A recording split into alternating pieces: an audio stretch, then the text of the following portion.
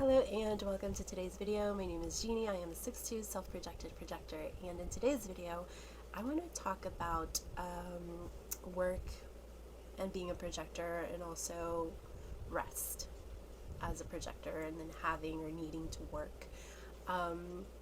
I do have at least one or two other videos up on my channel where I talk about this, but I feel like in today's video it's going to have a slightly different perspective. Recently I had an experience where someone booked a root cause session with me, and this was my first solo session. I've done some little smaller sessions, practice sessions within the root cause community, but this was my first full on your own session. And they had actually asked about it a couple of weeks ago, but I felt like they weren't ready, so I'm like, okay, whenever they're ready, no rush, no pressure, you're gonna know. So they finally booked a session and I'm a big I really have learned to trust divine timing. Whenever people are ready, they're gonna book a session. But I had intended on this being an hour-long session, especially because with root cause sessions, because we're going to the root of the emotional issue or the symptoms or things like that, these can be and feel quite intense.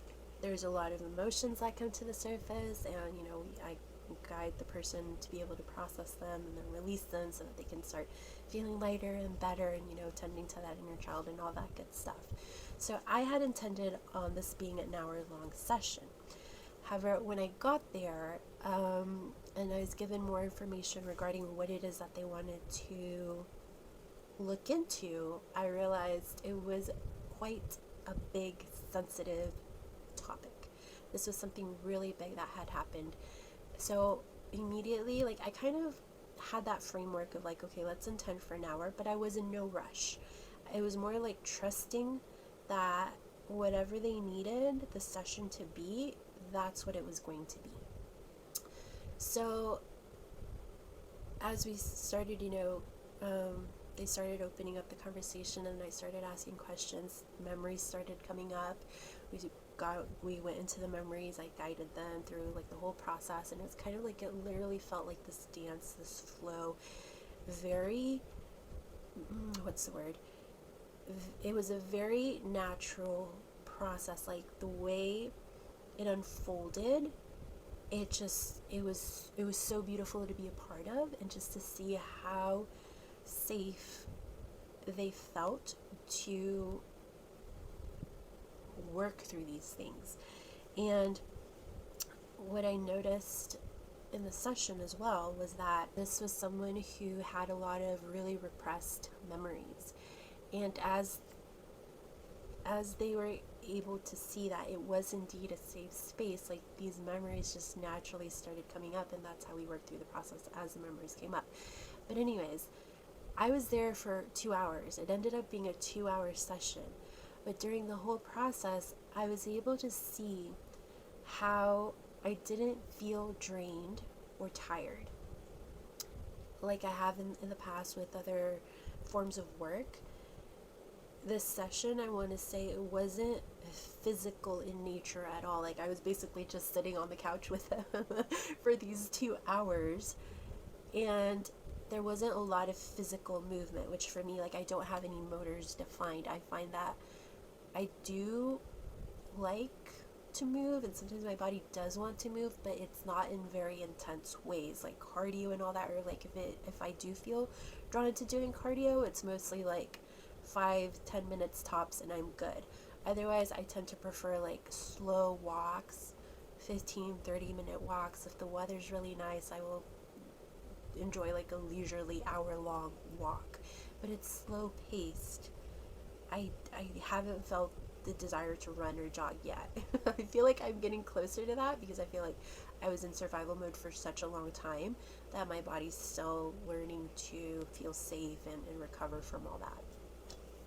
This got me thinking of how what it is that I'm doing now for work, even though I've already started to feel how it's not necessarily in alignment for me right now, I haven't been able to let go of it because I haven't been able to see what's next.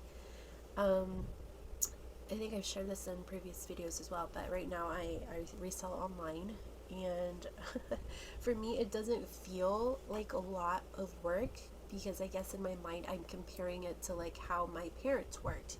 They had really physical jobs, especially my dad.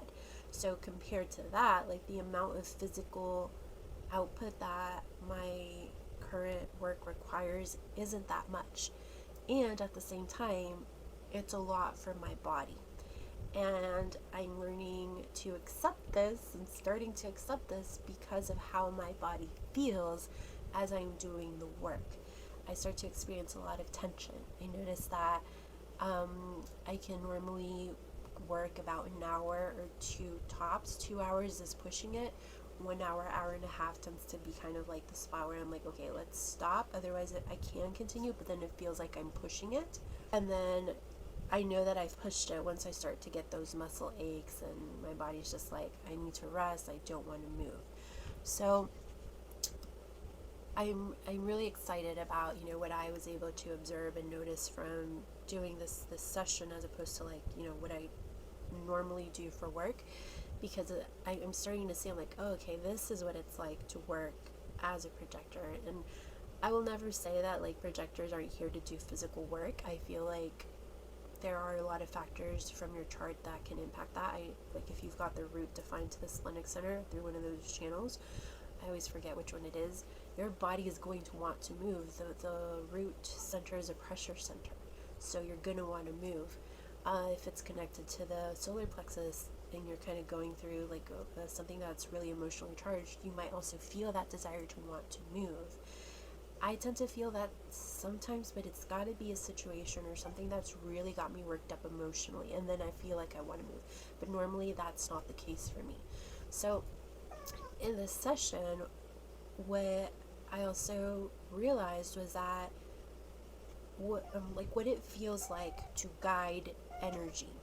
As projectors, that's kind of like our one of our main gifts, being able to guide energy. And the way source material describes this is like you get invitations, and then if it's a yes, you know, that person or company or whatever it may be, it's like you borrow their resources, their energy, and then that's what you manage.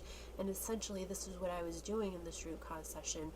The person was sharing or giving me insights into their energy, what was their triggers and things like that, what they wanted to work through. And then I was taking that and I was guiding them, like, okay, let's a memory came up, would you like to explore it? We went into that, and then it's like it literally felt like we're playing with the energy. We're not forcing it, we're not pressuring it, again, because it was a very sensitive topic. I wanted to be very mindful of how I approached this. And for me, I thought it was going to be more maybe of something that was going to need a couple of sessions because of the nature of the issue they were facing. We're dealing with a very, very protective part. And it was so interesting because I would pause and I would kind of like be ready to wrap up the session, because I didn't want, again, to force them or to feel forced into going into something that they weren't ready. There was a point where like I asked them to describe what it was like, and then they felt that the way they described it is like, it's like it gets stuck and then I go blank. It gets stuck and then I go blank. So I'm like, okay. I was able to recognize that we were dealing with a very protective part. So I'm gently explaining to them what this is. Okay, this you getting stuck and going blank just means that that part isn't ready to be seen yet. And that's absolutely okay. Like, we're not going to rush it. We're not going to pressure it. It's like we're handing the control over to this part, because when they were little, they didn't know how, or they couldn't express their no. So right now, by them getting stuck and going blank, that's them expressing their no. So we are going to honor that no, and whenever they're ready, we will be here for them to be able to unpack that. So that's essentially kind of like what I said.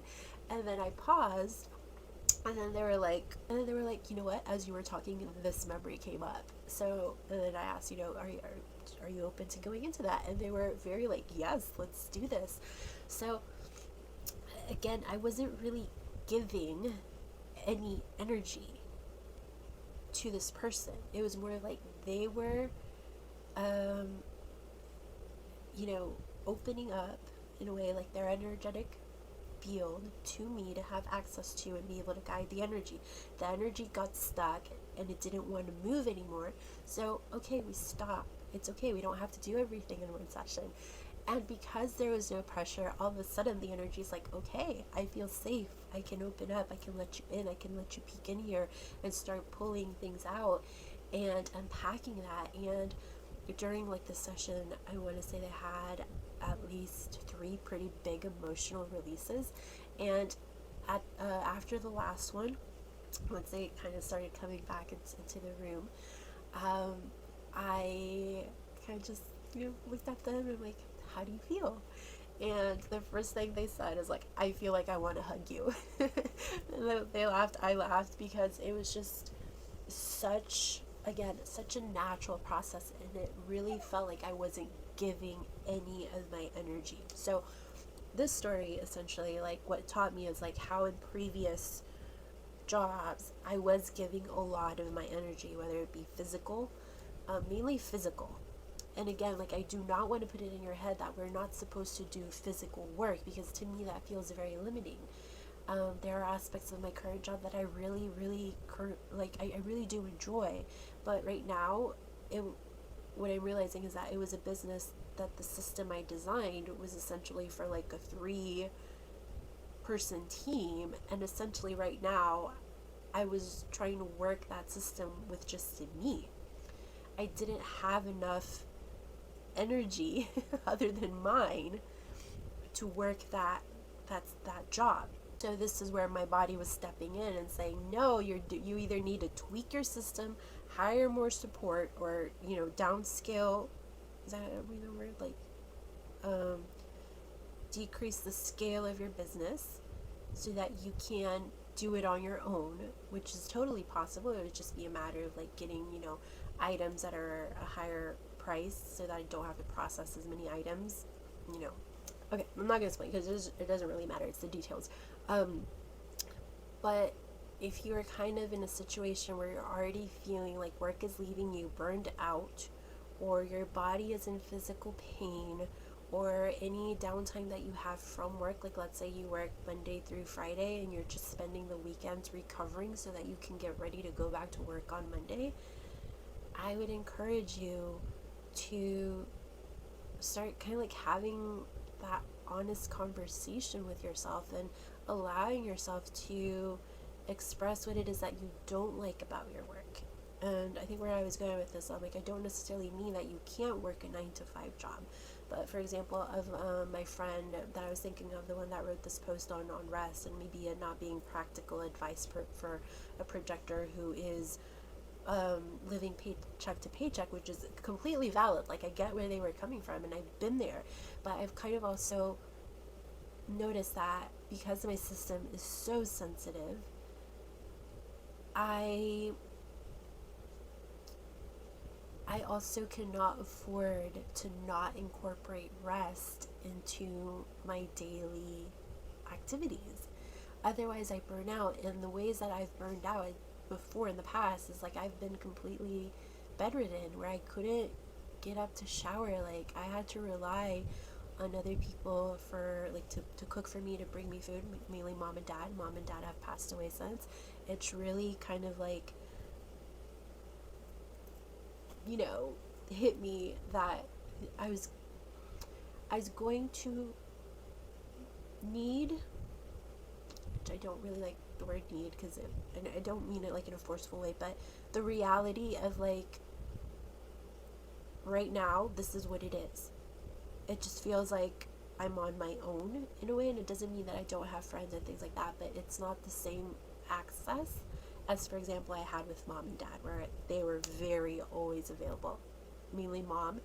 And now it's shifted, so I'm like, okay, I've had to change my system. I've had to change the way I do things, and a lot of this has had to do with like how I manage my energy. So going back to my friend, they work in this office setting, and I think they work, I don't remember if they work 4 days a week or something like that. So they have like 2 full days off in between, something like that. They don't necessarily work every single day, but Obviously, some days I have to work, for example, 10 hours. I could not imagine working 10 hours. Like, I struggle to work 2 or 3 hours daily, and it's usually not every day. I do have to take some days where I completely like don't do work, but it doesn't mean I don't do things. I'll come up with content for Instagram, so it's still work, but it looks different. So let's say that you work in an office setting, a 9 to 5 job, whatever that looks like, whether you work a couple of days in a row and then you have a full day off, whatever that looks like for you, it doesn't really matter.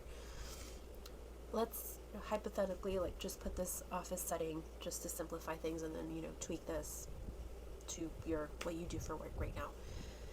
If let's say you're in an office setting, because I noticed this with my friend, they would mention how like people would go to them to get things done, and this is where I see like working on your beliefs, and instead of doing things for people, it's more of like guiding their own energy and kind of like teaching them or guiding them how to do it on their own.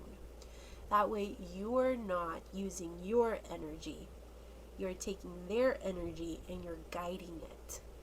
And here, you look at two other aspects of your chart. I'm a 6-2. I tend to be more like role model vibes, empowerment. How can you do this on your own? And also like look into setting boundaries, mainly energetic boundaries, and exploring what beliefs you have. And this is where we're gonna have to maybe put in a little bit of tough love. Like, if you like, this might be something that's more individual based. So I do invite you, like, if you want to dive a little bit deeper into this, feel free to book a session with me, and I will be able to maybe give you more personalized guidance as to what to do. But beliefs such as like people are always coming to me to fix their stuff. What do you get out of that? And that is like one of the hardest questions for me. Like when I was asked that, like or encouraged to look into that. What do you get out of things being like this? And in a way, for me, it was like I felt needed, and in a way, it's like I felt important. Like people were coming to me for help, but it was draining because it was coming from a place of like wanting that recognition, but because it wasn't like the highest expression of recognition, it was more like wanting to feel needed, which if you're a projector, you kind of felt that, right? That bitterness of like, they don't see me, they don't recognize me, they're just using me. But how are you being available to being used? And a lot of this comes from, okay, I'm trying to find the words and I can't, but we're going to go this route. It's kind of like a mothering energy. Are you mothering your coworkers? Do you feel like they're incapable of doing things on their own? And this is where we have to tweak our inner world by, instead of seeing people as like they're not capable because they don't see what we see, which is true, but that doesn't serve anyone because it's not empowering to them, and it's very draining for us as a projector. So we have to tweak the way we see people and see them as like fully capable. And if they come to us, setting those boundaries. If you've got work to do, if it's within your job description, okay, well then that's a little bit different. But if you're being bombarded by coworkers who are kind of like bringing their work over to you, and you feel like you're having to do their work for them, this is where I say clean up that energy. And instead of doing the work for them, ask questions. What is it about this that you don't understand? Or what is it about this that you need help with? Because like I have my own work to do. I can't help you, but I would love to, or I'm open to like kind of like guiding you so that you can take that and then go do it on your own. You're guiding the energy. You're not putting more on your plate than you need to. Okay, so that's one piece. Another piece is start opening up to the possibility that there is work that is more in alignment for the type of life that you need and want to create for yourself. Okay, because if we kind of get stuck on this, I'm like 9 to 5, this job is like the only way I can provide for myself, the only way I can receive money, you're gonna block out the other invitations or opportunities for you to maybe like make more with less work, or maybe you might be making less, but you're much happier, like your body isn't sore. And you'll find that even though sometimes you're making a little bit less, you're never gonna go without. It sounds completely counterintuitive, but that's the way it works. Because I remember, like, when I was still cleaning houses, like, I got to the point where I got home and I had to literally sit in the car for at least 10-20 minutes before I could feel like I could move again. It was awful. And it wasn't always like that. I think it just got to a point where my body is like, it's time to move on, and you're not moving on out of your own initiative. So I'm going to start speaking up louder until you get it and you realize that this type of work is no longer in alignment for you.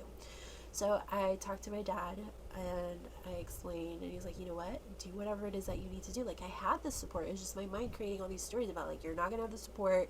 You're not going to have enough. You're giving up this amount of money. But many times we don't realize, like, how much we can gain by giving something up. Okay?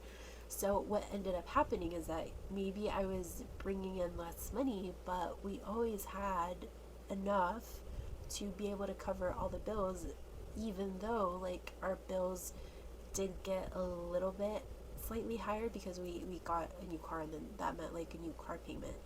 But we still, like, we always had enough. So it's kind of like opening up and trusting, taking that leap, and it's kind of like this process of learning to trust deeper and deeper each time that you will be provided for. And I think a very key piece for me has been, like, learning to trust God, the universe, the higher power, however you see that, to guide me and to truly believe and start to see how well I can be provided for. So with all of this, like, I don't want to say just quit your job and see what happens, because I don't feel like I'm like that. I think that's one of the reasons why I haven't completely quit what it is that I do, because it's kind of like I there's that fear of, like, what if nothing comes up, which isn't true, because something will always come up. But I get that. So learn what, like, the way I've done it is just kind of like, okay, let go little by little and trust and set intentions, and learn more about myself. I know they say that projectors aren't here to see themselves or know themselves or whatever. I completely disagree. I don't know if it's because I have a defined G center, and I find that I want to know everything there is about me. Like, I want to see how I work in relation to others. I want to see how others relate to me. It's very me centered. But in a way, like, I am a huge part of my system, and I feel like it's important to know what my energetic capacity is at the current moment, and how can I build that up so that I can be able to have a wider window of tolerance.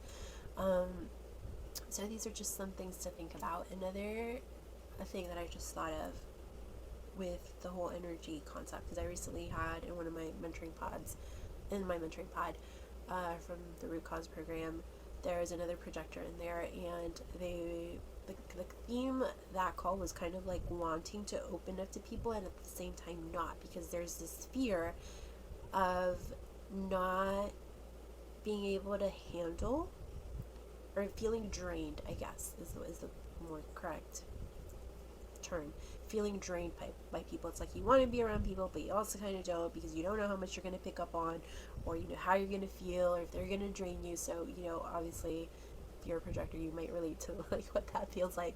But they kept using this expression of, like, they hold on to energy. So I'm like, oh, okay, I see what they're doing, because, like, I used to do this a lot, and I'm learning to not do this anymore. And it gets to be so much fun to do it this way instead. So if you feel like you're holding on to energy, the key is to not hold on to it. Instead of holding on to it, you guide it.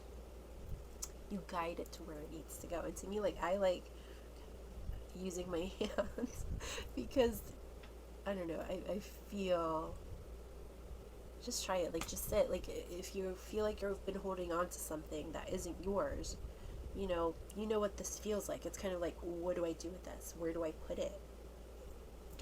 How do I give it back to them? Like, I don't know how, because I'm holding on to it. So it's just more like it's here, and we're guiding it, we're swiping it, we're moving it. This doesn't feel good. We don't have to hold it. Just because you can't absorb doesn't mean you have to.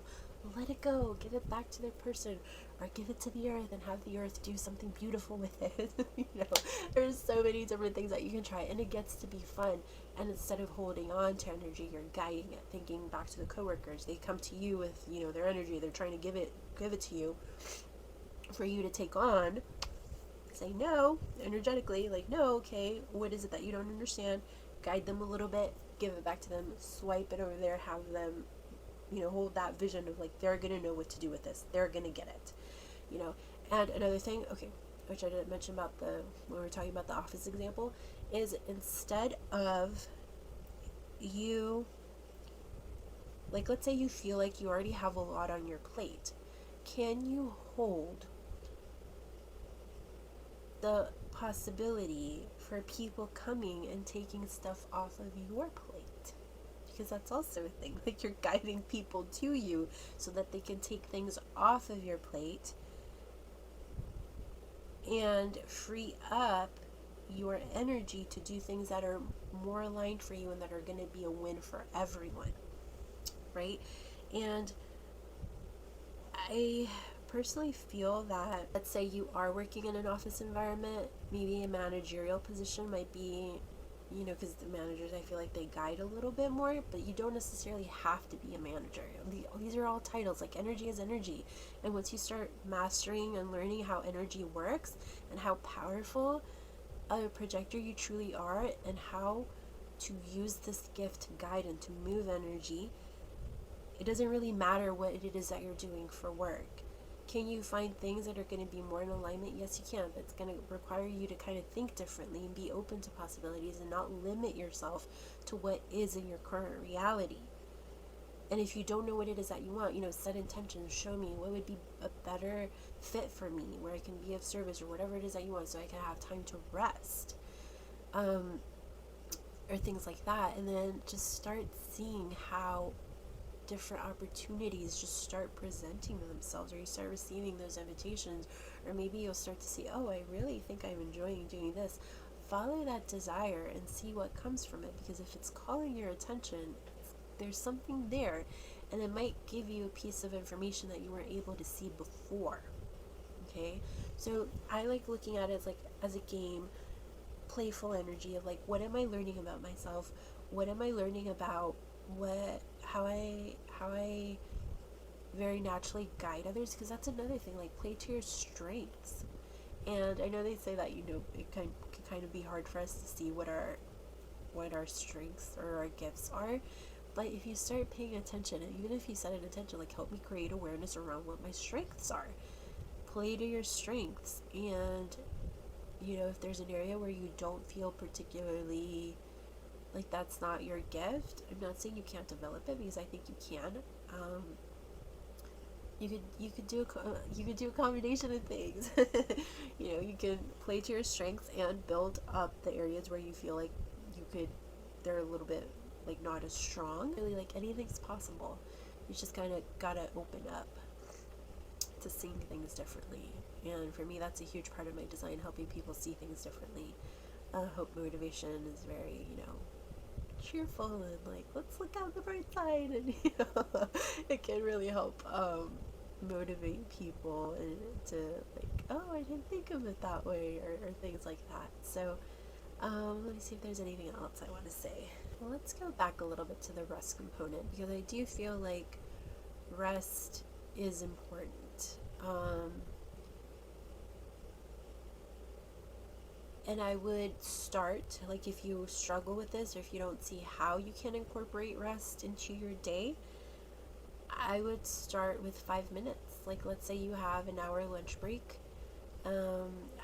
Creativity, like, learn to get really creative. And if you don't know how, just ask the question or set an intention. God, universe, help me see how I can be more creative, more efficient with my time. Maybe one day, you'll bring your lunch to work, and if you have an hour lunch break, what if, you take 5 minutes and find a spot and just lay down horizontally and do nothing for 5 minutes and set an intention for those 5 minutes to feel like 30 minutes to your body.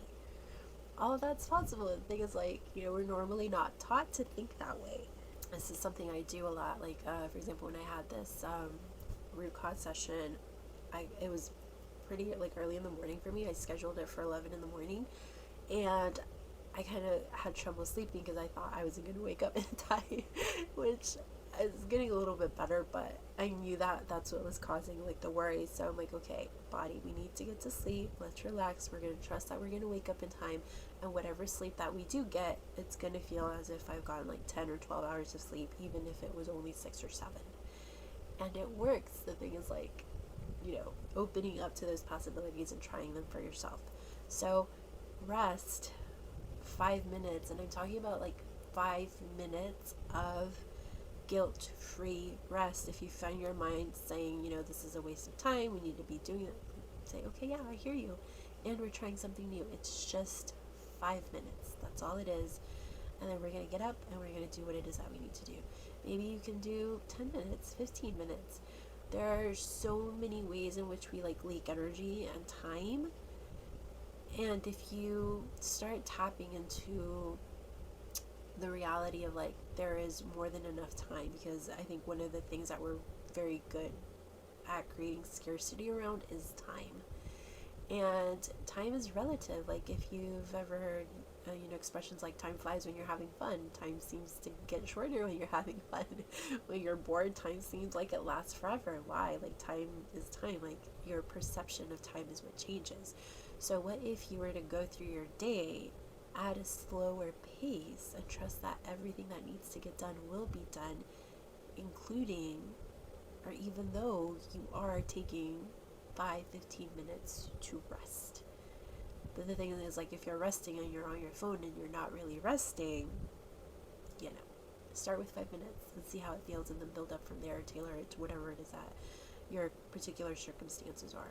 Learn to play with it, get creative, open up to possibilities, and if you are able to, if you're called to, hire support, hire someone that can help you open up to different possibilities or guide you, things like that. Okay, I think I'm going to pause there for now. If you have any questions regarding work as a projector, any comments, insights, things that you heard here that you want to try, feel free to comment down below. If you would like to follow along on my journey, I'm on Instagram. My handle is at Jeannie Salcedo. There, and on my website you can find different ways of working with me. I'm also open to invitations if you feel called. Otherwise, that's it. Thank you so much for watching, and I will see you next time. Bye.